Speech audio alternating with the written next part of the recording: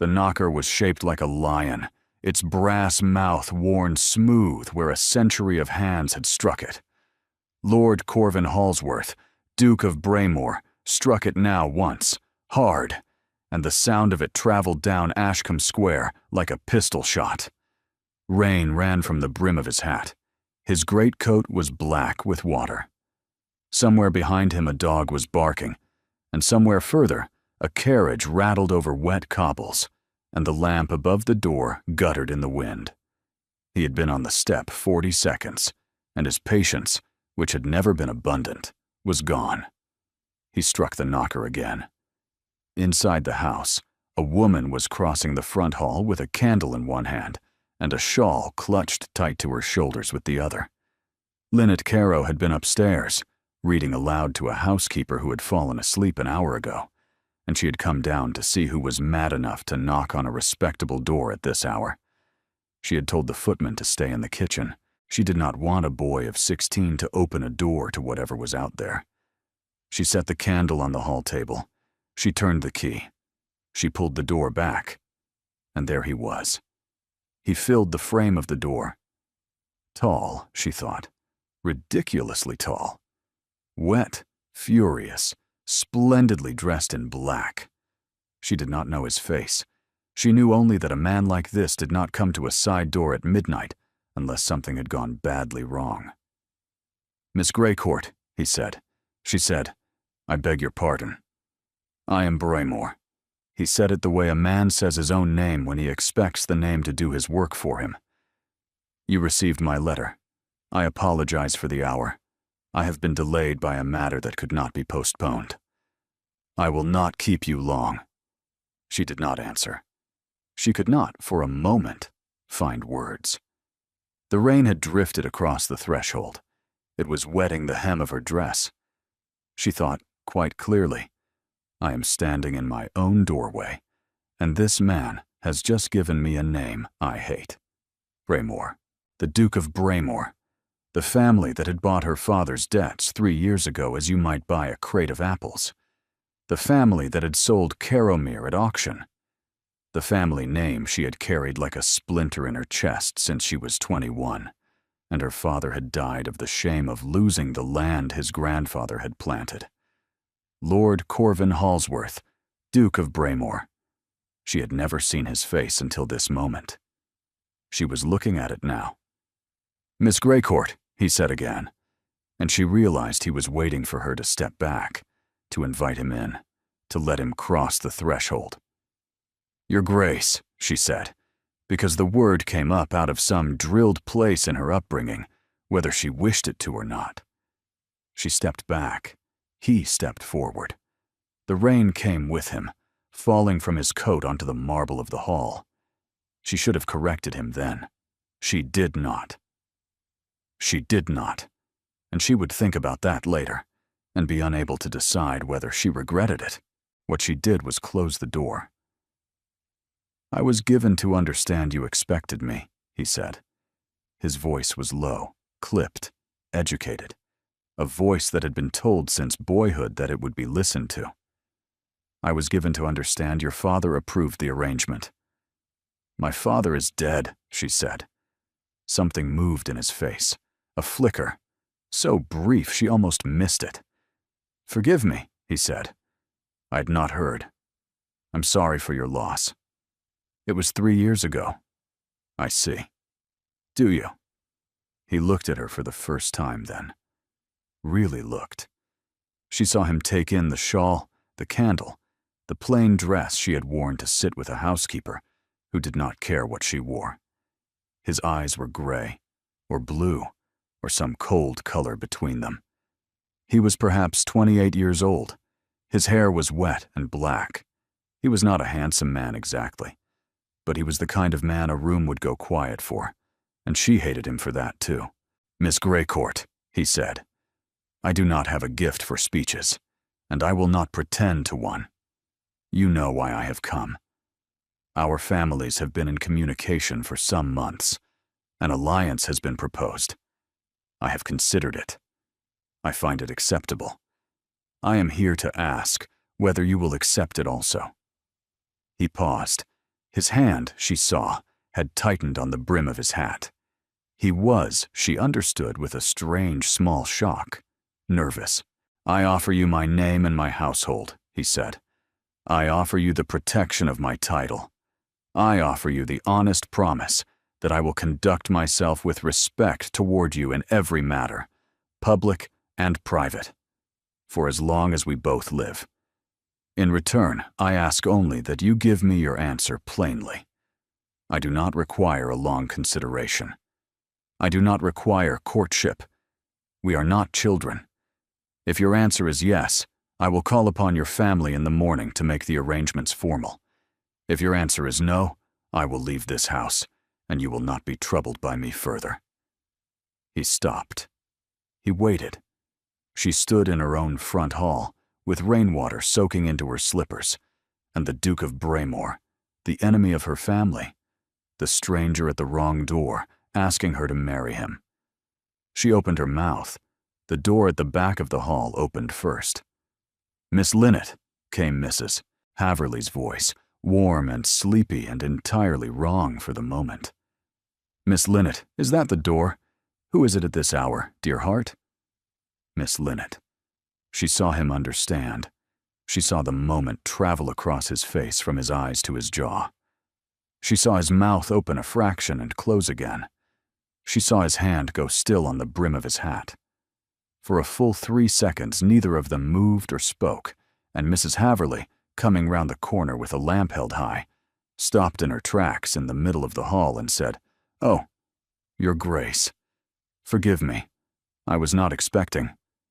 And then she too saw what had happened, and went white. "Miss Caro," the Duke said. "Yes," said Linnet. "You are not Miss Greycourt." "No." "Miss Greycourt lives at number 12. "She does."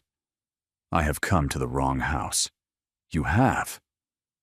Mrs. Haverly, still in the middle of the hall, set the lamp down on the side table very slowly, as one might set down a thing that could explode. He stood for a moment with his hat in one hand and the rain still falling from his coat onto the floor. The clock in the hall struck the half-hour, a thin, polite sound, and when it had finished, he did something she did not expect. He bowed. It was a deep bow, the sort he would have given a queen, and when he straightened, his face had changed. The nervousness was gone. Something else had replaced it. She could not put a name to it yet. "Miss Caro," he said, "Your Grace. My offer stands." She did not understand him. "I beg your pardon," she said. "My offer," he said, "stands." Behind her, Mrs. Haverly made a small, wordless sound, like a person who has been struck gently on the back. "Your Grace," Linnet said, "you have mistaken the house." "I have." "You have mistaken me for another woman." "I have." "You did not mean to ask me." "I did not." "Then withdraw your offer." "I will not." The words sat in the hall between them like a third person. She looked at him. She looked at Mrs. Haverly, who had both hands pressed to her mouth now. She looked at the open staircase, at the top of which, she realized without turning around, the footman Tom was standing in his nightshirt with a poker in one hand, having come down to see if she was being murdered. 3 witnesses. A duke's proposal of marriage, made in a private house, to a gentlewoman, in the presence of 3 witnesses who would tell. Servants talk. Servants always talk. Mrs. Haverly's sister kept the still room at number 12, and by breakfast the story would be on Miss Greycourt's tray with her toast. "Your Grace," she said, quite steadily, "you do not understand what you are saying." "I understand it perfectly." "You cannot mean it." "I am not in the habit of saying things I do not mean." "Then you are mad." He did not answer this. He looked at her with that cold, gray-blue gaze that was not quite cold, not any longer, and he said, "Miss Caro, I have made an error. The error is mine. I will not make you carry the cost of it. I have given my word in this house tonight, and whatever else I may be, I am a man who does not take his word back. If you will have me, I will marry you with the same honor I would have married Miss Greycourt. If you will not have me, you have only to say so, and I will leave. But I will not withdraw my offer. The offer will remain on the table until you refuse it." He bowed again. "I will call on you at noon," he said.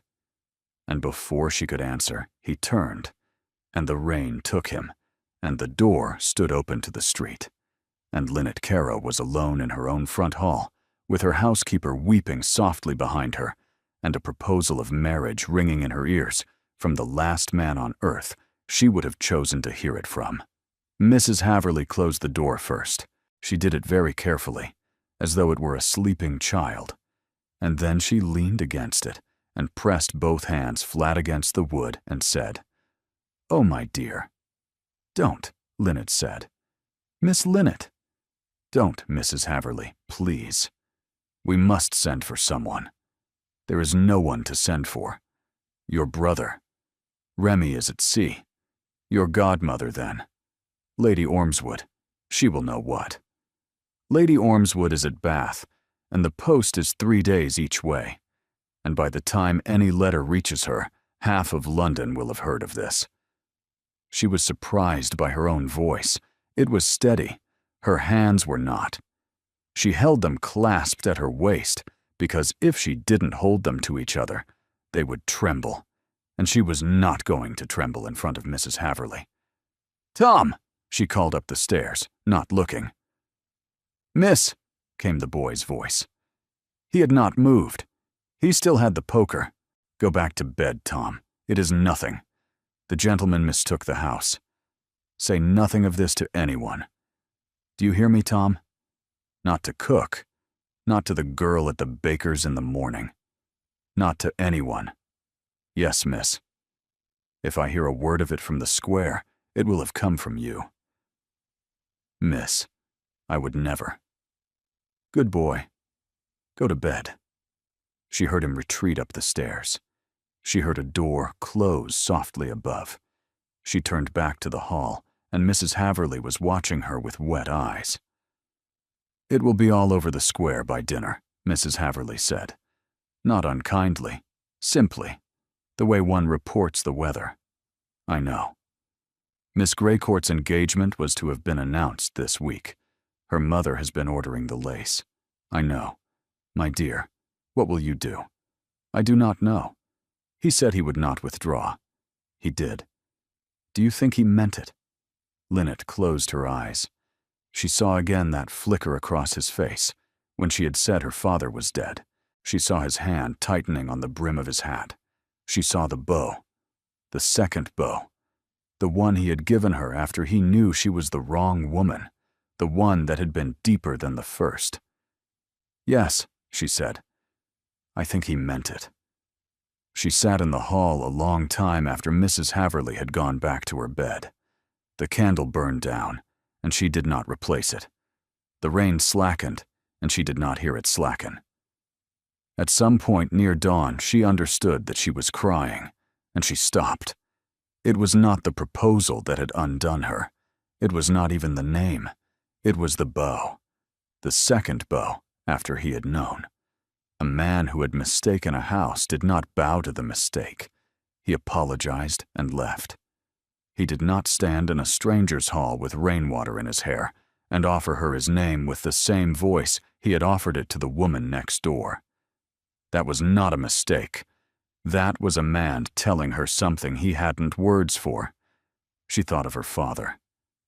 Sir Hugh Caro, dead in a room above a Bristol coaching inn, because he could not face the drive at Carrowmere without the house at the end of it. She thought of her brother Remy on a blockade off Brest. She thought of her sister Kitty, dead at 19 of a fever. She thought of her mother, dead when Lynette was 6, remembered only as a voice singing in a garden she could no longer picture. And she thought, very quietly, that if she accepted the Duke of Braemore tomorrow at noon, she would be doing it against the wishes of every one of those ghosts, or for them, and she did not yet know which. By the time the gray light came through the fanlight above the door, she had resolved only one thing. When the Duke of Braemore called at noon, she would open the door to him herself. She would not hide behind Mrs. Haverley. She would look at the man who had destroyed her family and propose to her in the same breath, and she would make him say it to her face in daylight, and then she would know what to do. He came at noon exactly. Lynette had been dressed since 9. She had tried on 3 gowns and put on the plainest, a gray wool of her godmother's that did not fit quite right at the shoulders, because she did not want him to think she had dressed for him. She had pinned her hair and pinned it again. She had drunk a cup of tea she did not taste. At 11, she had sent Tom to see what the baker's wife across the square had heard. Tom had returned, white-faced, and said, "They are all saying it, miss," and she had thanked him and not asked what they were saying. At 11:45, Mrs. Haverley knocked at the drawing-room door. "There is a gentleman in the square." "Is it him?" "A plain carriage.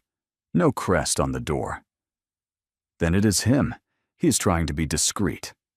Miss Lynette, if he says anything to you that you do not wish to hear, ring the bell. I shall be just outside the door." "Thank you."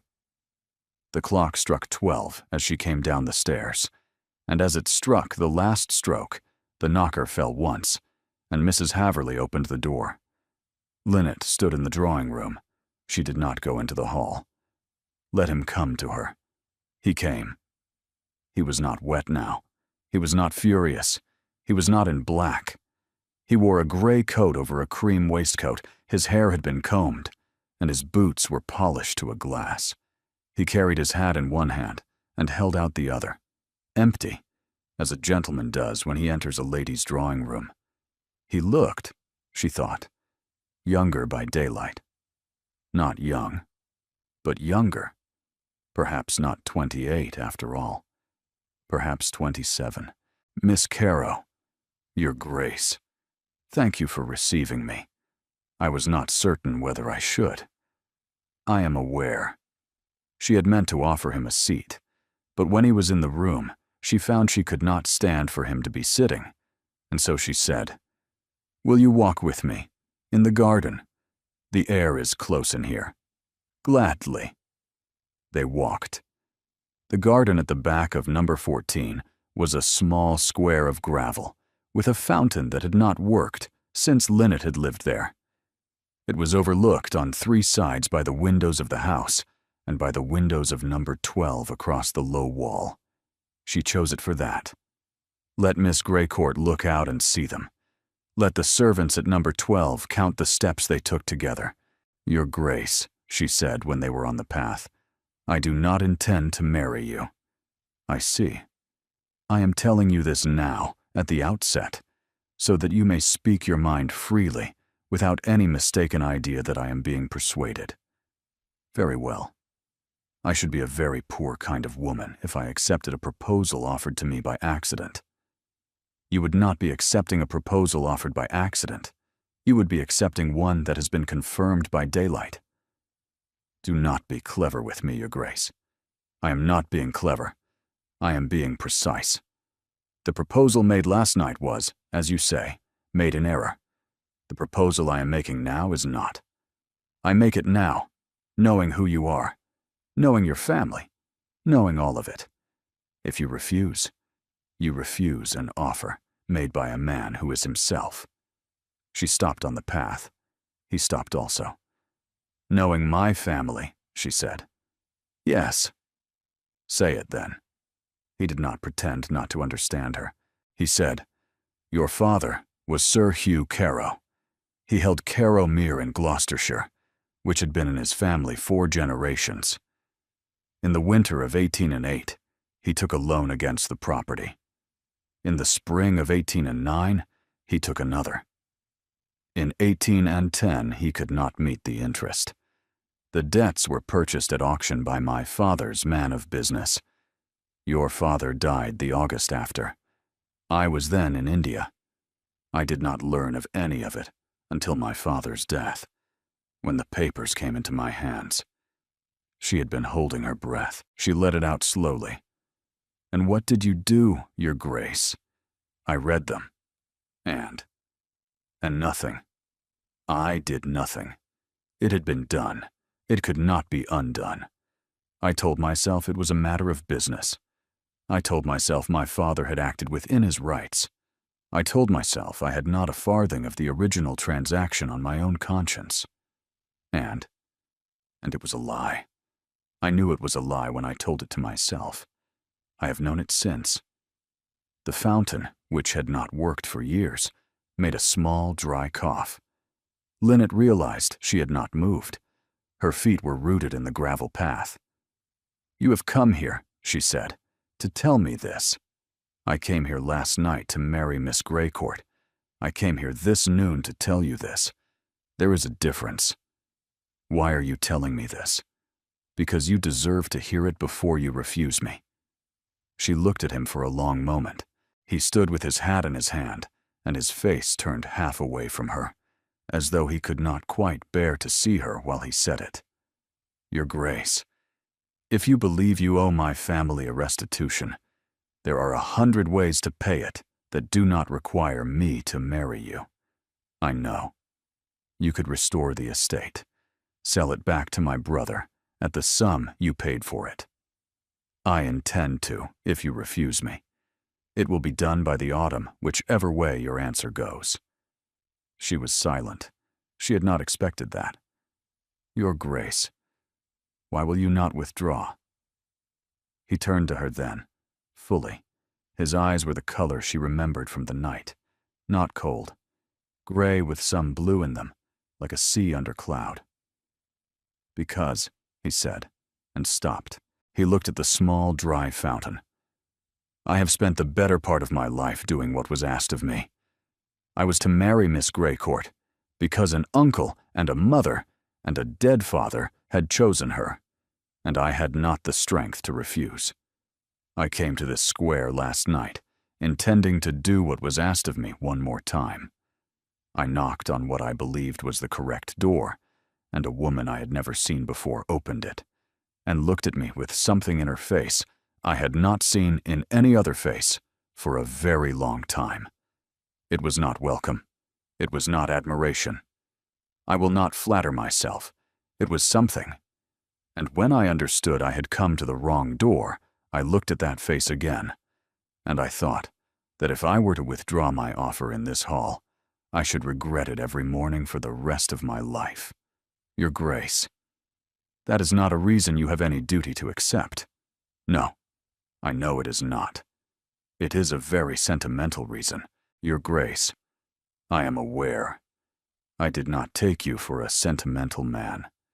Neither did I." The fountain was quiet. The sun had moved. Somewhere above them, a window had opened, and Lynette did not need to turn to know that it was the window of the upstairs maid at number 12. "I will give you my answer in a week. A week.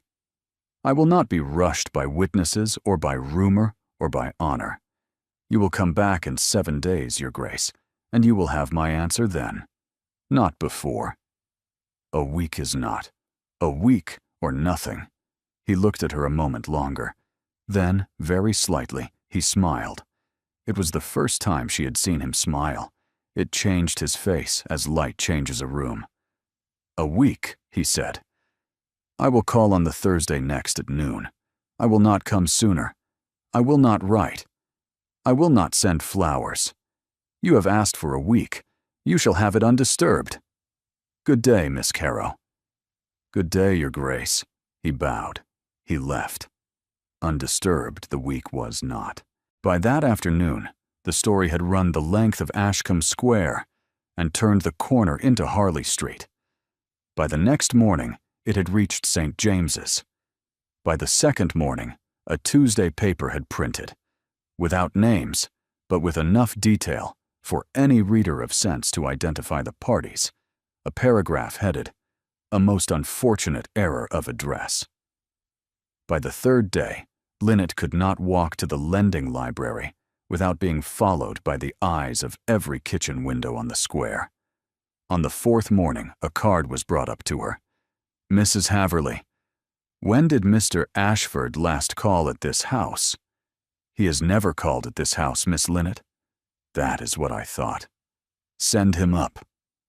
Benedict Ashford was the second son of a baronet, whose lands ran up against what had once been her father's.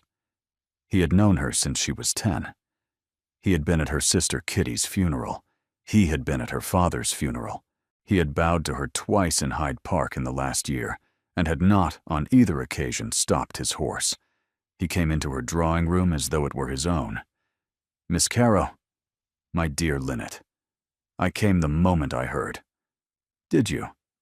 Of course I did. I could not rest until I had seen you. Well, here we are. Sit down, my dear. You are trembling. I am not trembling, Mr. Ashford, and I am standing in my own drawing room. Pray do not invite me to sit in it. Something flickered behind his eyes. He recovered. He smiled. It was a handsome smile. She remembered for the first time in a long time how much she had once wanted him to smile it at her. Forgive me. You must understand. I am concerned for you. Are you? I have known you half your life, Linnet.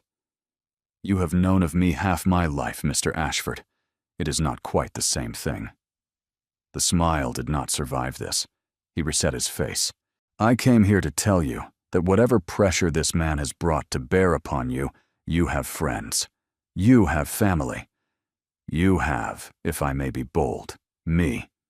You, Mr. Ashford. Me. I see. If there is any way in which the rumor, which I am certain is exaggerated, may be quieted without the necessity of you entering into a union with a man you cannot possibly. Mr. Ashford. The drawing-room door opened. Mrs. Haverley, without announcement, with a tea tray in her hands and an expression of flat warning on her face that meant she had heard every word through the panel. Behind her stood the Duke of Braemore. He was not supposed to be there. He had promised 7 days. Forgive me, Miss Caro, Mrs. Haverley said, setting the tea tray down with great care. His Grace was insistent. The Duke of Braemore said, I beg your pardon for the intrusion, Miss Caro. I am aware I am a day early. I am 3 days early. I had understood you were alone in the house. I find you are not. His eyes had not left Benedict Ashford since the door opened. Mr. Ashford, Linnet said, in a voice she did not recognize as her own. I believe you were just leaving. Benedict Ashford looked from Linnet to the Duke of Braemore and back again, and what traveled across his face was a rapid calculation of odds. She had seen it on horses before a jump. Of course, he said. Of course, Miss Caro. I shall call again when I may speak with you. Alone, Your Grace. Mr. Ashford, I had not had the pleasure. We are not acquainted, sir. Benedict Ashford, Oakwell in Gloucestershire. Her late father was my own father's oldest friend. I have a duty of protection to this lady that runs a little further back than your Grace's acquaintance with her. Your duty of protection, the Duke said evenly, appears to have visited Miss Caro for the first time in 7 years, on the morning she was written of in a Tuesday paper. I wish you joy of it. Good day. The Duke did not raise his voice. He did not move his hands from behind his back. He stood as a man stands at the far end of a very long room, and Benedict Ashford, who was not a small man, seemed all at once to become one. Good day, Miss Caro, Ashford said. Good day, Mr. Ashford. He left. The door closed. They were alone. Your Grace, you promised me 7 days. I did. It has been 4. I was told he had been seen at your door. I could not bear for you to be disturbed by him while I sat across the town on my word. You broke your word. I did. I will not defend it. I came. I am here. She looked at him.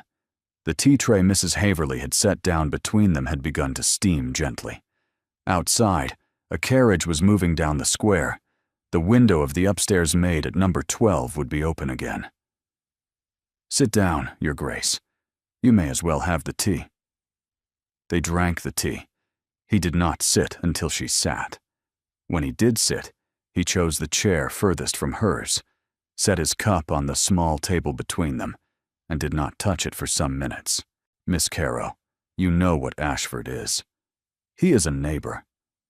He is a man who has had the acquaintance of your family for 20 years and paid you no call until a gossip paper paid you attention. Your Grace, you are very free with your opinions of a man you have met for 3 minutes. He has no fortune. His father has less. His elder brother drinks, and his elder brother's wife is a Rutherford. And the Rutherfords do not lend to Ashfords any longer. He is a handsome man, with charming manners, and nothing to recommend him but a name that was once better than his father could keep. You are describing a great many men of our acquaintance, Your Grace. I am describing this one. What is your object in describing him to me?" He looked at her very steadily. "Has he, in the whole of his acquaintance with you, ever spoken to you as though he saw you?" She did not answer. "Before the Tuesday paper, Miss Caro, in any one of the 20 years he has known your father's name." "Your Grace." "You need not answer. I can see the answer in your face. I am sorry to press you, but I could not sit in my rooms today knowing that man was in yours. And what is he here for, Your Grace? The same thing I am here for. You do not know that. I know that. You are Miss Linnet Caro, whose name was in the Tuesday paper in the same paragraph as the title of an English dukedom. You were one thing on Monday morning. You are another this morning. He is here because of the change." She looked down at her cup. The tea had gone cool. She had not drunk any of it. "You speak very plainly, Your Grace. I am aware it is not pleasant to hear. You were about to say, I think, that you are different. I was not about to say it. But you are, Your Grace. Are you not?" He did not answer at once. He picked up his tea. He set it down again without drinking. "I am not here because of the Tuesday paper, Miss Caro. I was here before the Tuesday paper. I knocked on your door before any paper in England knew your name. I do not claim to be a better man than Ashford. I claim only to have arrived earlier. It disarmed her. It had no right to. She had heard more graceful speeches from men who had meant less, and yet something in the flatness of it, the refusal to flatter himself, cracked something in her chest that she had not meant to let crack. Your Grace, why did you say to me last week that if you withdrew your offer, you should regret it every morning of your life? Because it is true. You do not know me. I know you know my name. I know what my name means in your house. I know that when I gave it to you on your threshold, you did not spit in my face. I know you did not correct me when you might have. I know that you walked me to the driest part of a dry fountain because you wanted Miss Greycourt's upstairs maid to see us. I know that you gave me a week because you were not frightened of me, and you were not dazzled by me. I know that you, at this moment, are trying very hard to look as though what I have just said has not affected you, and you are not quite managing it." She set the cup down because her hand had begun to shake. "Your Grace, I shall go, Miss Caro. I have said too much. I will not come again before Thursday. You have my word." "Walk with me," she said. He stopped. "I beg your pardon. It is a fine afternoon. I have not been out of this house in 4 days. If we are seen walking together in Bond Street, every paper in London will print it, and by Friday, half of the nonsense being whispered will be replaced by the sense of it. Walk with me, Your Grace, publicly, as you are. I will put on my bonnet." She put on the bonnet. She took her godmother's parasol, the one with the ivory handle, because it was the handsomest thing she owned. She took his arm when he offered it and did not remark on the warmth of his sleeve through her glove. They walked. Bond Street, on a bright afternoon in the season, was a river of people. She saw faces turn toward them and away, and toward them again. She saw a woman she had sat next to at a concert last spring cut her dead on purpose, and another she did not know at all nod, as though they had been introduced. She saw a shop boy outside a glover's point them out to his master. She saw a writer for a morning paper make a small bow, with every appearance of having rehearsed it. Through all of it, the Duke of Brymore walked beside her at a measured pace and said, in his low, clipped voice, a running commentary that had nothing to do with the scandal. He said, "The green awning of the bookseller is 2 shades brighter this year than last." He said, "That woman's hat cannot be resting on her head by means of any force I recognize from natural philosophy." She did not laugh, because she was not going to laugh on Bond Street within 3 days of a Tuesday paper, but it was an effort. They reached the corner of Hanover Street before the thing happened. A boy came running out of a doorway with a fistful of printed sheets. He was a thin boy of perhaps 12, in a cap 2 sizes too large. He ran at them faster than sense, and he did not see Lynette clearly until he was at her elbow. And when he did see her, he did something no one of his trade had ever done. He stopped. He had a broadsheet in his hand, and he held it up to her face. "Miss," he said. "Look, miss." She did not look. She turned her head. But the Duke had already taken the broadsheet from the boy's hand in a movement so fast she did not see it, and had placed a coin in the boy's palm, and was steering Lynette with his other hand, gently but firmly to the side of the pavement, into the doorway of a closed shop. And the boy was gone, and the people on the pavement had not properly seen what had happened. His hand was at the small of her back, not pressing, not holding, simply there. A palm's weight of pressure through her pelisse, such as a man uses to keep a woman from stumbling. His other hand had taken her elbow. She was half turned against his chest. She could see the knot of his cravat very close to her face. She looked up. He looked down. They did not move for what she afterwards believed was 2 seconds, and which at the time was considerably longer. "Miss Caro, Your Grace, I have the broadsheet. Please burn it, Your Grace. I intend to.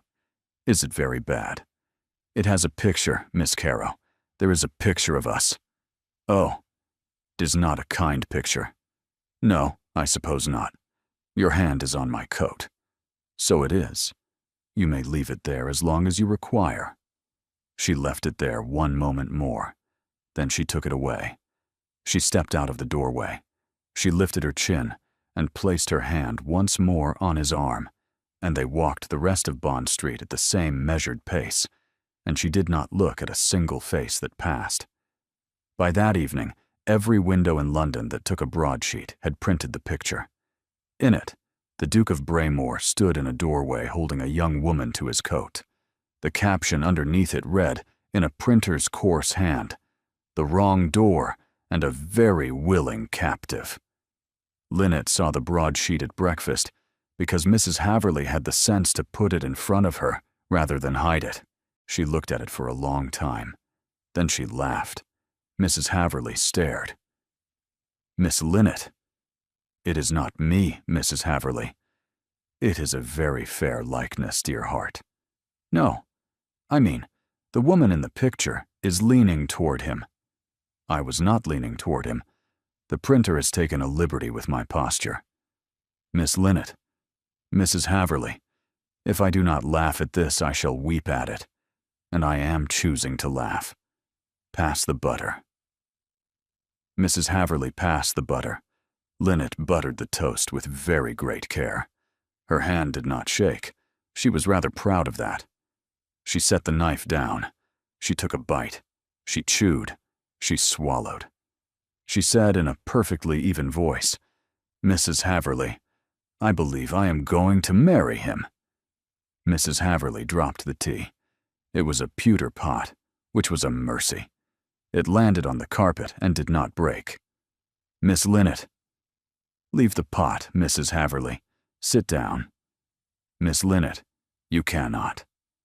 Sit down, please." Mrs. Haverly sat on the edge of the breakfast chair, as though the chair might give way. "Dear heart, a person does not make a decision of this magnitude over a broadsheet at breakfast. You must write to Lady Ormswood. You must wait for your brother." "Mrs. Haverly, how old am I?" "Miss Linnet." "How old, Mrs. Haverly?" "You are 24.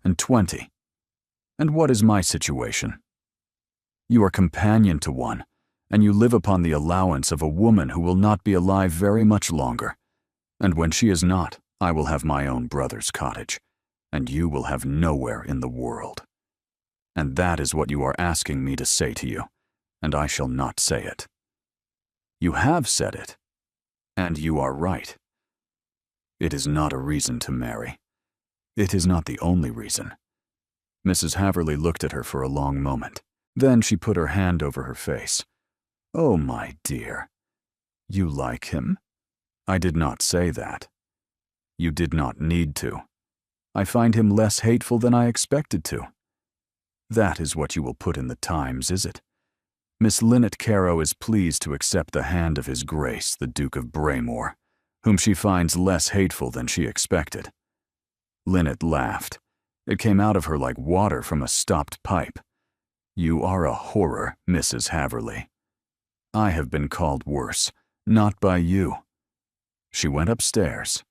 She sat at the small writing desk by the window and took out a sheet of paper and trimmed a pen and sat for a long time, holding the pen above the paper without writing. At last, she wrote a single line. "Your Grace, I should prefer you did not wait until Thursday." She sent it by Tom, who ran it across town within the hour and returned with an answer that contained even fewer words than her own. "I shall come at 3. He came at 3. He was not in gray. He wore the blue of a man who had been at his club. He looked, she thought, as if he had not slept. For a long moment neither of them spoke. "Miss Caro." "Your Grace." "You wrote." "I did." "You have an answer." "I have." He waited. She said, "Yes." He did not move. He did not speak. He simply stood, holding his hat, and looked at her. Then, very slowly, he put the hat on the chair beside him, as though he could not trust his fingers to hold it. "Thank you, Miss Caro. I will not disappoint you." "You may, Your Grace. I expect you will, once or twice. I am reserving the right to disappoint you also." "That is fair. Your uncle will not be pleased." Something passed across his face at the word uncle. It was the first time she had seen him in any way troubled since he had walked into her drawing room. "No, he will not. But that is my business. It is mine also now. Then, we shall have the management of it together." He took up his hat. He bowed. At the door he paused. "Miss Caro, there is an assembly on Friday next, at the Earl of Renford's. My uncle will be present. Miss Greycourt will be present. A great many people who have read the Tuesday paper will be present. I shall not attend unless you attend with me. If the thought is intolerable, we shall invent a reason to be elsewhere. If you wish to face it, I will be at your door at 9. I shall be ready at 9, Your Grace." "Good." He left. Mrs. Haverly came up the moment she heard the front door close. "Miss Linnet." "I said yes, Mrs. Haverly. Heaven preserve us. I believe we shall need it." By the Friday of the assembly, she understood very well that she had agreed to walk into a room full of people who knew her only from a printer's caricature, on the arm of a man who had proposed to the wrong woman at the wrong door, and then refused to take the words back. She understood also that she had no idea what she would do when Miss Greycourt was put in front of her. And she understood, beneath all of that there was a third person in the story whose hand had not yet been seen, and whose name was not Benedict Ashford. It was the Duke's uncle, and he had not spent the week waiting. The Earl of Renford's house stood on Arlington Street, fronted in Portland stone and lit, on the Friday of his assembly, by a double row of link boys stretching from the curb to the door. Their torches threw a light up onto the first-floor windows that made the glass look as though a fire had been set inside. Every carriage in the season was on that street. The jam reached to Piccadilly. Linnet, in a pale gown that was not quite white and not quite ivory, sat beside the Duke of Braemore in his crested carriage, and did not speak while they inched forward. "Miss Caro, Your Grace, you have not said a word since we left Ashcombe Square. I'm conserving them." "For what?" "For the first fool who speaks to me." He almost smiled. He did not quite. "I will not leave your side tonight unless you send me." "Do not promise. It is bad luck." "I am not promising. I am stating a fact." "Then state another. Tell me who will be in that room." "My uncle, Miss Greycourt, your admirer, Mr. Ashford, if he has procured an invitation, which by report he has. Every member of the House of Lords currently in town, a number of bishops, and the largest collection of women in feathers that England can assemble in one gallery." "I see. You will not be the worst-dressed woman in the room, Miss Caro." "Your Grace, you will not be the best-dressed either." She did laugh then. She could not help it. Was that intended as consolation? It was intended as truth. "You are not improving your case, Your Grace. I am aware." Their carriage reached the curb. A footman opened the door. The link boys' torches hissed in the damp. She stepped down on the Duke's hand and looked up at the house, and for a single moment she considered turning round and getting back into the carriage and going home. She pressed her gloved hand into her skirt and found the small, hard thing she had sewn into the hem that morning, which was her father's seal ring on a thread, which was the whole of her courage, and she walked up the steps beside him. They were announced at the top of the staircase. "His Grace the Duke of Braemore, and Miss Caro." The room went quiet. Not entirely. A quartet in the far corner kept playing. A woman near the window laughed at a joke she had finished before the name landed. But the people nearest the door stopped talking, and the ones beyond them did. And the quiet traveled across the gallery like a ripple across water. Within the space of 5 seconds, there was not a pair of eyes in the room that was not on them. Linnet put her hand on the Duke's arm and set her face in an expression she had practiced in Mrs. Haverley's glass the night before, and they walked forward into the ripple. It closed behind them. The talk resumed, louder, deliberately louder, people making a point of not watching. A footman went by with champagne and did not meet her eye. They were in the room, and the room had seen them, and the room was pretending it had not. "Braemore." A voice, low, carrying. An older man stood at the edge of the crowd, a glass of something pale in one hand. He did not look at her. He looked at the Duke. "Uncle, you came. I came. Then you have brought her. I have. Present her." The Duke did not move. "Uncle, present her, Corvin." "Miss Caro, may I present my uncle, Lord Weatherston." "Uncle, Miss Linnet Caro, of Ashcombe Square." She curtsied. Her knees were not quite steady, but they held. "My lord." Lord Weatherston did not bow. He looked at her. He had the Duke's gray-blue eyes without any of the thing that lived behind them in the Duke. His were glass. "Miss Caro, you have had a week of considerable notice." "My lord, you bear it well." "I bear it because I must." "Indeed. And do you bear also my nephew's name?" "I do not bear it yet. There are bands. There are settlements. There is a church. There are a great many things, including the objections of his family. His mother has not yet been consulted. His uncles have not yet been satisfied. The Halsworth estate is not a thing one marries into on a week's acquaintance. A young woman of 24, who has lived upon her godmother's charity for 3 years, understands, I am sure, the magnitude of what she is undertaking. I understand its magnitude, my lord. I also understand its structure. I am, by your nephew's offer, to become his wife. I am not, by your nephew's offer, to become your niece. There is, in the two conditions, a difference I shall take pains to preserve. A small beat of silence. She felt the Duke's arm go very still under her hand. Somewhere behind them, a woman laughed at an anecdote that had nothing to do with this conversation, and the laugh sounded very loud in the space around them. Lord Weatherston's mouth did something that was not a smile. Indeed, Miss Caro, we shall see. He moved away. The Duke did not follow him with his eyes. He looked down at Linnet. For the first time that evening, his face was fully turned to her, and what she saw in it was a kind of contained astonishment, as though a small and useful object he had not expected to find had just been put into his hand.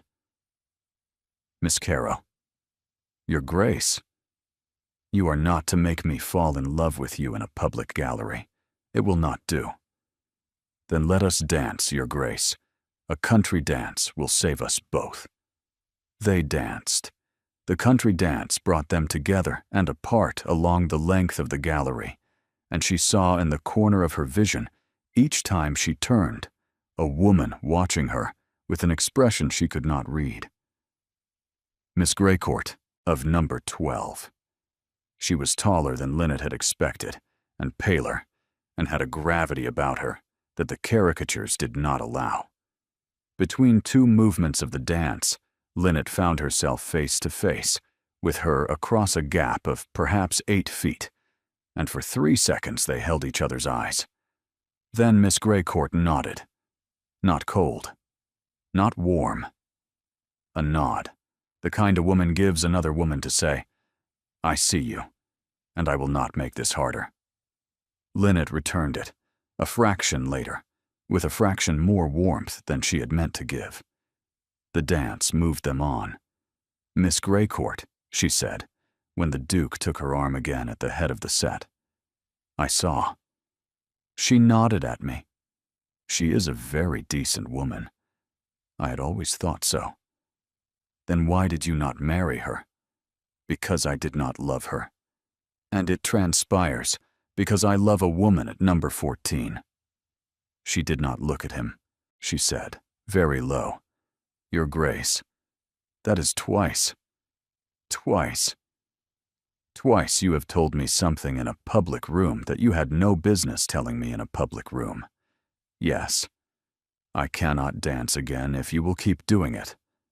Then we shall stand a while. They stood a while.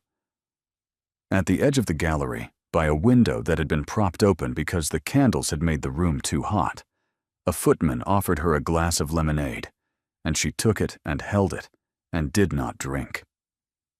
A woman who had not once acknowledged her existence in 5 years came forward and introduced herself, and said a great many kind, nervous words, and retreated.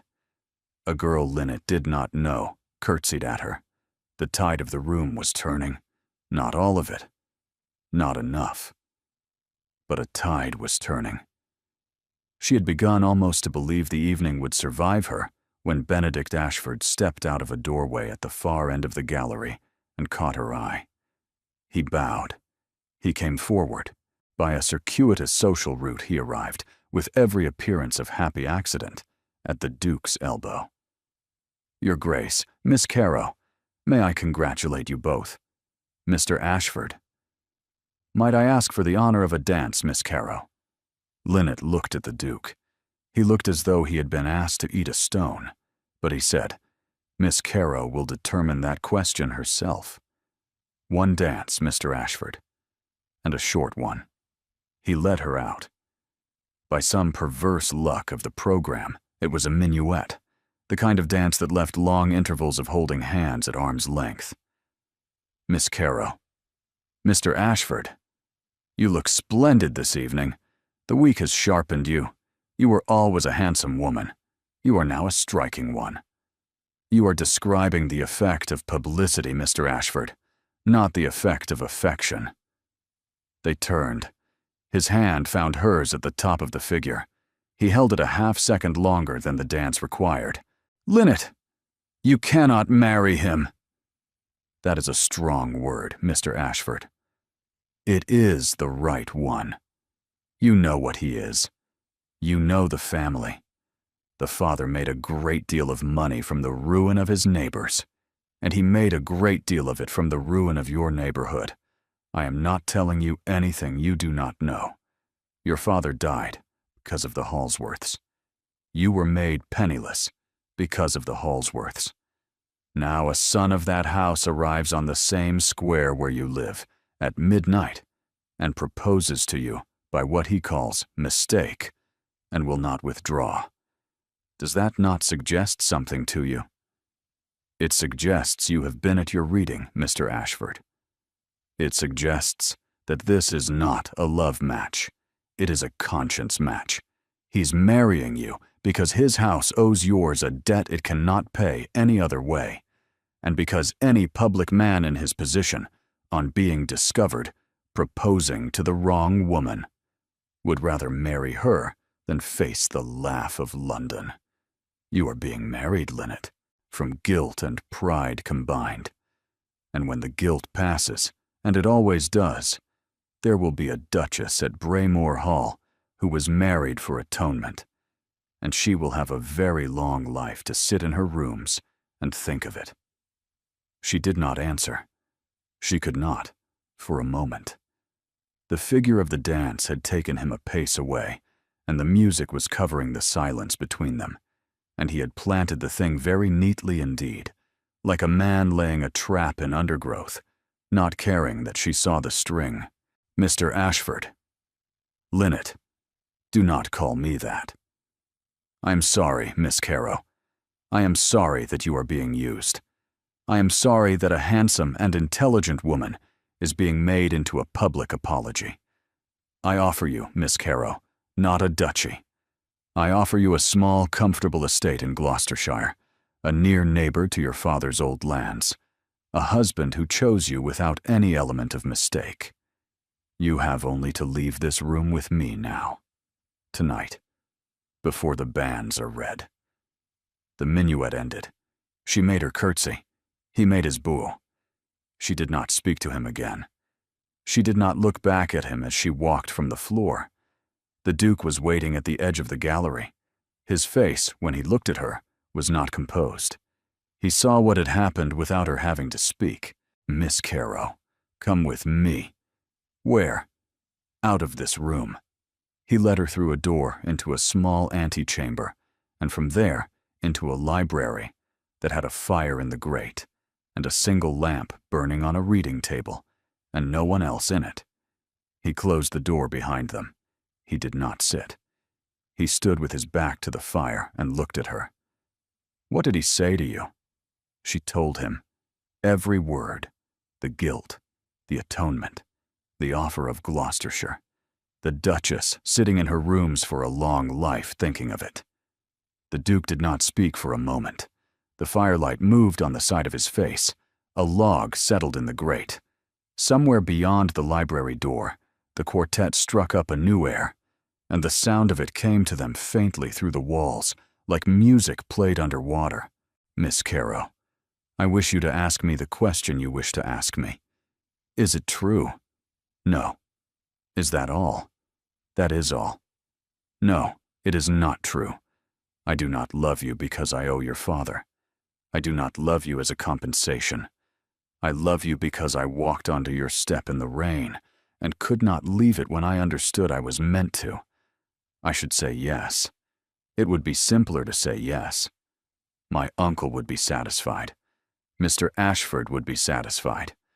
Half the women in the next room would be satisfied. But I will not say yes because it is not true, and I have tired of the use of things that are not true." He stopped. He took a breath. He went on. "I didn't know you on the step last week. I know you now. Every day of this week I have known you more, and every day of it I have found it less possible to pretend I came to your door by accident. I do not believe in accident. I believe I went to the address I was given because a man I once called Uncle gave it to me, knowing my mother had written it differently. I believe I stood on your step because at the bottom of every man who does as he is told, for 30 years, there is a part that goes looking, when it can, for the door that is not the door he was sent to. That is why, when I looked at you, I did not withdraw.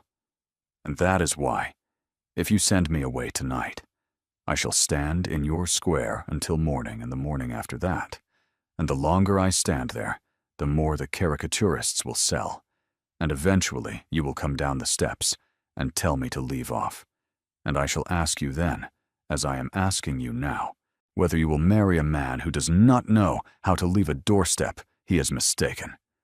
She had not known she was crying until a tear went into the corner of her mouth. Your Grace, I have done it again. I am sorry. Do not be. Miss Caro, do not call me that. Not tonight. Not in this room. What shall I call you? Say my name, Your Grace. Only that. Say it once. Linnet. 3 days after the Renford Assembly, Lord Weatherston took his nephew to White's and kept him there for 6 hours. Linnet did not see the Duke for those 3 days. She had a note on the morning after the assembly, written in his own hand, which said only, "Uncle has required a meeting. I am summoned. I will call on Thursday, as arranged. I remain your faithful C." She put it in the drawer of her writing desk and did not take it out again. The square watched for him to come back. He did not. The upstairs maid at number 12 had a new post at the window. The Mises, Haverly carried her chin a little higher than ordinary and answered no question that was put to her at the tradesmen's doors. Linnet did not leave the house. She wrote 3 letters she did not send. She read a book she could not afterwards have named. She sat at the window on the second evening and watched a lamplighter go the round of the square, and she wondered whether, when a woman has been written of in a broadsheet and danced with a duke in a public gallery and stood on a stair at dawn, listening to his hesitation, any smaller kind of life remains possible for her. On the Wednesday afternoon, a Mr. James Renford, cousin to the Earl, called at number 14 with a message from the Duke, which was that he was prevented from calling in person that afternoon by an urgent communication from his uncle, but remained, in his regard for Miss Caro, unshaken. Linnet thanked Mr. Renford for his courtesy. When he had left, she sat for an hour in the window, looking down at Ashcombe Square, and did not speak. By the Thursday evening, the sky had gone the color of a bruise. Mrs. Haverly lit every candle in the drawing-room at 6:30, because the storm coming up over the rooftops beyond St. James's had made the light so strange the house felt like a ship at sea. Tom went round the ground floor, fastening the inside bolts on the window shutters. The first thunder broke at 7. It came so low and close that a vase on the mantelpiece jumped. The Duke's carriage reached the curb at 7:15, at a run. He came up the steps with his greatcoat over his head. Mrs. Haverly had the door open before he reached it. Your Grace. Mrs. Haverly. It is biblical out there. I am aware. He came into the drawing-room. His hair was wet. His coat was wet.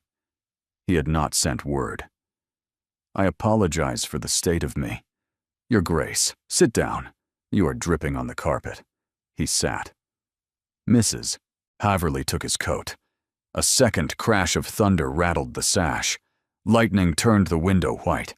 Outside on the square, a horse in some neighbor's carriage screamed, and a coachman shouted at it, and the shouting was lost under the next rumble. Your Grace, you cannot go back to Hanover Square in this. I had not intended to stay. I had intended half an hour. Half an hour from now, you will be sitting in a carriage stuck in Piccadilly in a storm that, by the look of it, will not break till morning. Your Grace, I am going to make up the blue bedroom. You will stay. Miss Caro. We are engaged, Your Grace. You may sleep in a house in which your affianced wife also sleeps, provided there are servants enough to witness the distance between you. Mrs. Haverley can count bedrooms with the best of them. The storm kept on. It did not break at 11. It did not break at midnight. By 1 in the morning, the wind was tearing slates off the roof at number 12 and throwing them into the square. By 2, Lynette was wide awake in her dressing gown, listening to the weather and to her own thoughts, neither of which she could at that moment silence. She went downstairs. There was a lamp in the library. She had not thought anyone would be there. He was. He was standing at the window. He had thrown a dressing gown over a shirt and breeches. His feet were bare. He was holding a book that she was almost certain he had not opened. He turned when he heard her. Your Grace. Miss Caro. You could not sleep. No, nor could I. I had hoped the storm would keep everyone in their rooms. So had I. The book in his hand was Cook's Voyages. She saw it by the lamplight and almost laughed. Above the door of the library at number 14, there was a small painting of a ship, a frigate under short sail off a coast she had never learned the name of. She had sat beneath it many evenings and thought of Remy at sea. She saw him look at the painting and look back at her. That ship. It is not the ship I grew up with, but it is very like. There was one at Carrowmere in the same style. I believe they were a pair, by the same hand. The other went when the house went. My brother and I used to make up voyages for it when we were small. He was always the captain. I was always the sister who waited at home. And now he is the captain, in fact. And I have given up waiting at home. Have you? Almost. He did not speak for a moment. The wind had dropped, and the rain sounded now against the window in a different rhythm. Softer, steadier. He set the book down on the reading table. He did not cross to her. Your Grace. Lynette? Say it again. Lynette. I did not know a name could sound that way when a person meant it. I do not know any other way to say it. Your Grace. Corvin. Corvin. She had not said his Christian name aloud in her life before that moment. She heard it settle in the room, as though a small weight had been put on a table. He did not move. She did not move. Corvin, if we do this. Yes. We must do it without looking for excuses later. I am not going to spend my married life wondering whether you came to my door because a clerk of your uncle's wrote a number wrong, or whether I opened it because I had been too long at home with a sleepy housekeeper. I am going to decide, tonight, that you came because we were to find each other. And I am going to hold to that decision in every weather that comes after this one. Do you understand? I understand. Say it. We were to find each other. Again, as though you mean it. We were to find each other. Lynette. We were to find each other. He crossed the lamp. She had not seen him move. He put his hand under her jaw, and he said her name again, and he kissed her. It was not a long kiss. It could not have been. She pulled away first. She put her hand against his chest, not pushing, only resting, and felt the speed of his heart through the linen of his shirt. She looked up at him. That does not change what I am. That does not change what you are. No, we are not different people because of a kiss in a library in a storm. No. Good night, Corvin. Good night, Lynette. She went upstairs. She did not sleep. She lay in her bed and watched the window. And sometime in the very early morning, the storm broke at last, and the rain began to fall straight and steady, and not slantwise, and she knew the worst of it was over. She closed her eyes. She did not expect to sleep. She was woken by a hammering on the front door. It wasn't yet 7. The hammering was violent and sustained, and came in a pattern that did not belong to a visitor. It was the pattern of a man who expected the door to open. Lynette sat up. She heard Mrs. Haverley in the corridor. She heard Tom running. She pulled on her dressing gown. She was at the top of the stairs when she heard the voice. "Where is he?" "Lord Weatherston." "My lord." That was Mrs. Haverly. "My lord. His Grace." "Do not pretend he is not in the house. His carriage is in the mews. Where is he?" "My lord." "Wake him. Tell him his uncle requires him. Tell him his uncle has waited for him at Hanover Square since before dawn." The Duke's voice, cool, coming from the drawing-room door. He had heard. "Uncle, Corvin, you have spent the night in this house." "I have." "You were expected at my house last evening and you did not come." "There was a storm, uncle. There was a storm by which you were, I see, detained conveniently. You will come with me now. You will come with me to Hanover Square. You will not return to Ashcombe Square this day, nor any other day, until you have withdrawn the proposal you made under mistake and to which you have clung from pride." Linnet, on the stairs, did not breathe. The Duke did not answer at once. She waited. She heard him draw breath. She heard him say, "Uncle, I will come with you to Hanover Square. I will come now." He had not said the second half of the sentence, the half that said, "And I will not withdraw." Linnet put her hand against the wall. The Duke came out into the hall. He looked up. He saw her on the stairs. He looked at her for the space of perhaps 3 seconds. It was not long. It was not quite long enough. He opened his mouth to say something. His uncle behind him said, "Corvin, now." The Duke went out of the house with his uncle. The door closed. A footman carried after them his coat. Linnet stood on the stairs a long time. By 10 that morning, a note had come. It was in the Duke's hand. It was one sentence. It said, "I am required to travel to Braemore this afternoon on family business. I shall return as soon as I am able." See. By noon, another note had come, from a Mr. Pilkington, clerk to the Duke's solicitor, informing Miss Carrow that certain settlements were under review and would be further communicated upon His Grace's return from the country. By 3, the knocker sounded a third time, and Mrs. Haverly came up to the drawing-room white-faced and said, "Miss Linnet, your brother, Remy." He came into the room in his sea-coat with salt still on the collar. He was taller than she remembered. His face was browner. He took her by both hands.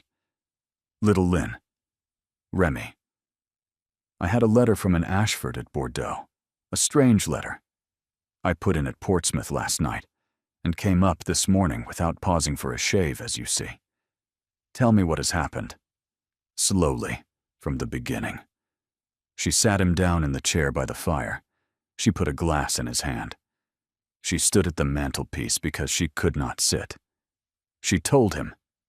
She did not cry. She told him about the Duke at the wrong door, and the refusal to withdraw, and the confession about Carrowmere, and the Tuesday paper, and the broadsheet on Bond Street, and Lord Weatherston, and Benedict Ashford, and the Assembly, and the library in the storm, and the uncle at dawn, and the 3 seconds on the stairs, and the 2 notes that had come since. Remy listened. He did not interrupt her. He drank the glass she had put in his hand, as if it were water. When she was finished, he set the glass down very carefully, as though to put it down, crooked would be to break something, and he stood. "Let me be sure I have it, Lynn. He proposed by mistake. He refused to withdraw. He paid you court in daylight with our family's history on the table between you. He spent a night in this house in a thunderstorm. He kissed you. His uncle arrived at dawn. He hesitated. For how long? 3 seconds. 3 seconds. 3 seconds, Remy. And he has been gone 4 days. 4 days." Remy did not speak at once. He walked to the window. He looked down at the square. "Get your trunks." "Remy, get your trunks. You are coming with me to Portsmouth, then to Aunt Agatha's in Cornwall. You are not staying one more night in this house. I am not a hard man, Lynn. A man may be slow of tongue. A man may be afraid of his family. I have been both of those things. But a man who cannot answer his uncle with his betrothed on the stairs is not a man you marry. Pack. I know. Pack. She packed. Mrs. Haverly helped her. Tom carried the first trunk down. But ships and coaches will not move upon a sister's grief. Remy had to go to the Admiralty for his leave, and the Portsmouth coach would not run until the Monday. And so 3 days passed, while the trunks stood corded in the hall, and the house held its breath. Lynette stood in her bedroom on the third afternoon, with her writing case in her hands, and looked at the 3 letters she had received from the Duke, and she did not burn them. She put them in the writing case. She closed it. From downstairs, Mrs. Haverly called, "Miss Lynette! Miss Lynette! There is a carriage in the square." "I know, Mrs. Haverly. It is Remy's." "It is not Remy's." It was not Remy's. It was a plain carriage with no crest on the door. Lynette, at the window of her bedroom, saw a man step down onto the curb, and another man, much taller, already standing on the pavement in a greatcoat and hat, and they turned and faced each other with perhaps 6 feet of wet Ashcombe Square between them. The taller was the Duke of Braemore. The shorter was Benedict Ashford. She did not know whether to run down or to stay at the window. She stayed. Mrs. Haverly was at her elbow. Tom was on the landing with the second trunk. Remy was halfway down the staircase with a pistol she had not known he owned in his hand. "Remy." "Lynn! Stay." "Remy, don't shoot anyone." "I am not going to shoot anyone. I am going to be visible." He went out into the square and stood in the door of the house with the pistol at his side, and the 2 men on the curb saw him, and neither moved toward the door. Lynette raised the sash and leaned out. She heard the Duke say, "Mr. Ashford." She heard Ashford say, "Your Grace, you find me here in an errand of some urgency. I am come to attend Miss Carow in her removal from this house, as a neighbor of her family, as a friend. Mr. Ashford, you have no standing at this door. Your Grace, I understand you have left Miss Carow to be collected by her brother, while you attend your uncle in the country. Under such circumstances, a near friend of her family. A near friend of her family would not have learned of her removal from Ashcombe Square before her brother had sent word of it from within her own hall. You knew, Mr. Ashford, because you have had the square watched for 3 days. I have had the man who watched it for you spoken to this morning in a small room in Bow Street. Do not insult the intelligence of this household by pretending otherwise." Ashford did not answer. "Furthermore, Mr. Ashford, I have in my hand the following. A note from a Mr. Pembroke of Pembroke and Lisle, solicitors, acknowledging that one Benedict Ashford of Oakwell has on 3 occasions this quarter presented notes of hand against credit he does not possess. A second, from the steward of the Gloucestershire Assembly Rooms, acknowledging that a Mr. Benedict Ashford has, in the last month, proposed marriage privately to 2 young women of means. And a third, from Lord Rutherford, who begs me to remind Mr. Ashford that the Rutherford family will not under any circumstance support the publication of his recent engagement notice. Mr. Ashford, your errand here is concluded. Leave this square. Do not write. Do not call. Do not address any person of my household or of Miss Carow's household on any matter hereafter. I shall see these 3 notes into the hands of your father before Sunday if you do not. Good day." Benedict Ashford stood in the square with his mouth open. The rain had started again, a slow, soft rain, and it was falling on his hat, and he was not moving to brush it off. After a long moment he turned and walked to his carriage and got into it, and it took him away down the line of the square, and it did not come back. The Duke watched it out of sight. Then he turned. He looked up at the window where Lynette was, He looked at Remy in the doorway with the pistol. "Captain Caro, Your Grace, I believe I have given your sister reason to doubt me. I believe you have, Your Grace. May I come in? That is not my decision, Your Grace." Linnet at the window said, "Yes, come in." He came in. He took off his hat. Mrs. Haverly was crying in the hall and pretending she was not. Tom stood on the landing with the second trunk and did not move. The Duke of Braemore, in the hall of number 14 Ashcombe Square, went down on one knee. "Linnet, I have spent 3 days with my uncle. I have told him that I will not withdraw my offer. I have told him that if the family trust cannot accommodate my marriage to you, then I will accept the removal of my name from it. I have told him that the Greycourt arrangement is void, and that the Halsworth estate will this quarter formally restore Carrowmere to your brother, together with its furniture and its rents since 1810, with an apology and interest.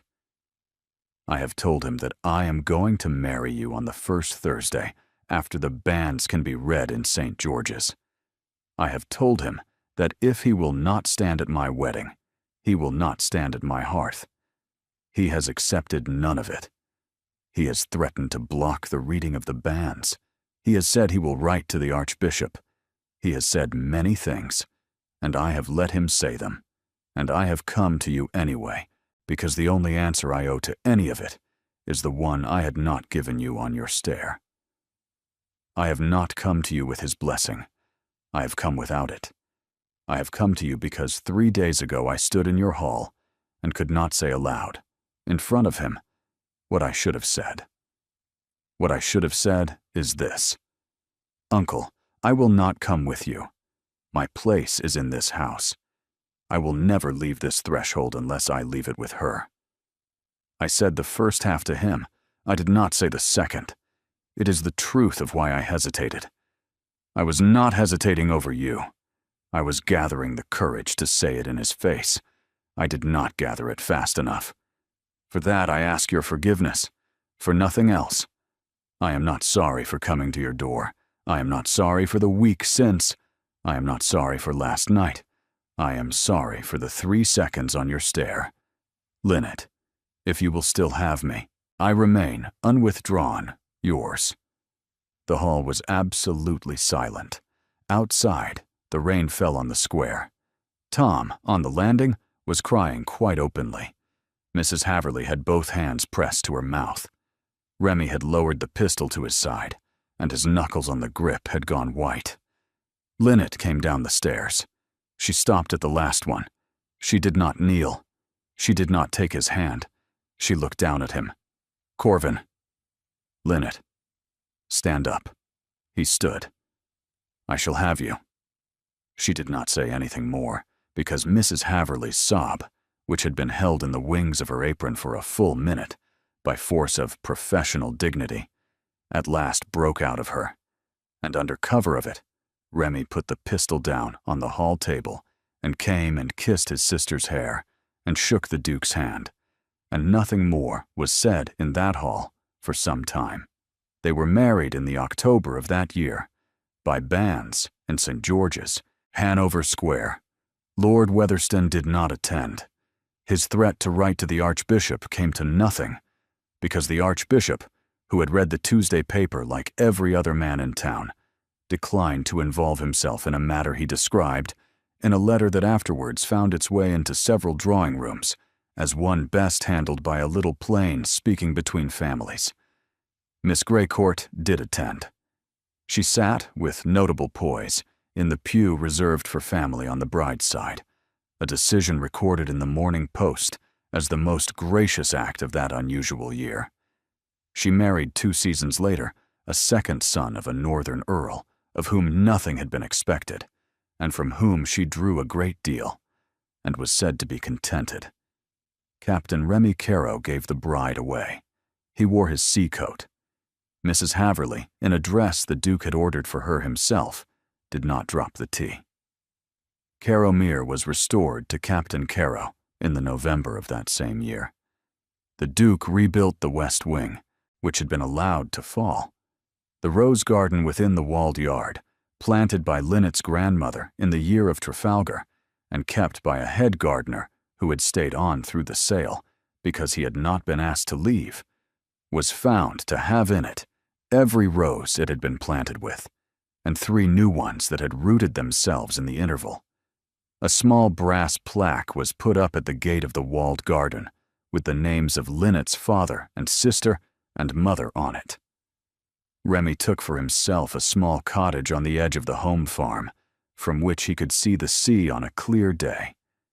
It was in the late autumn of the year after their wedding, at Braemore Hall, that Linnet asked the Duke of Braemore the question she had saved for more than a year. They were in a long gallery that looked out over a park, brown with leaf fall. A fire was lit. The windows rattled in a wind that was not quite a storm. She was sitting in a low chair by the fire, and he was standing at one of the windows, with his hands behind his back, and the light on him was the light of a late sun on a wet day, the color of old honey. Corvin. I have a question. Ask. The first night, at my door, when Mrs. Haverley came round the corner and said my name. Yes, you understood your error. I did.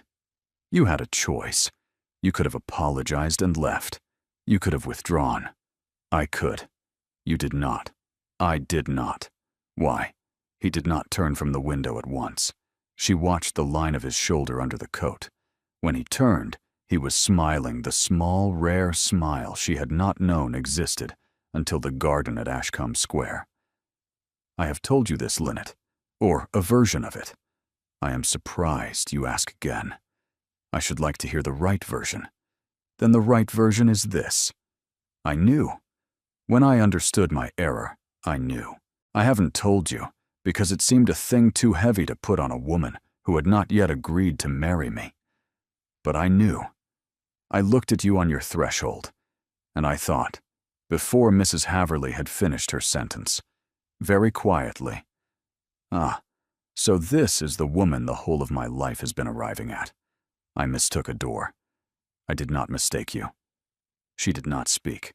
That is all. Corvin. Linnet. I also knew. Did you?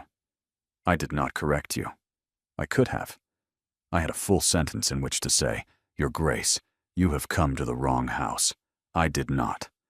I let you finish. I wanted to hear you finish. I have also not told you that, because it seemed too heavy to put on a man who had not yet learned not to apologize. I see. So we are both guilty of a small harmless thing. Yes, Corvin. Yes. I chose you before I knew I was choosing. Yes, Linnet. As did I. Outside, the wind moved in the long park. Somewhere in the house, a servant was closing a shutter against the coming dark.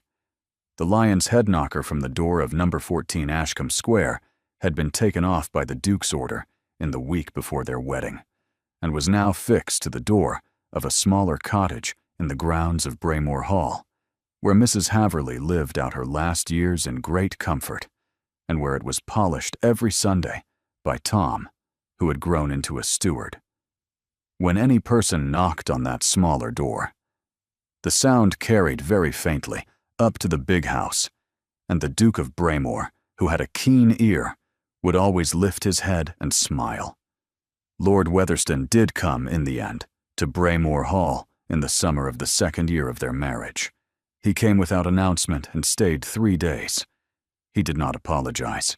The Duke did not require him to.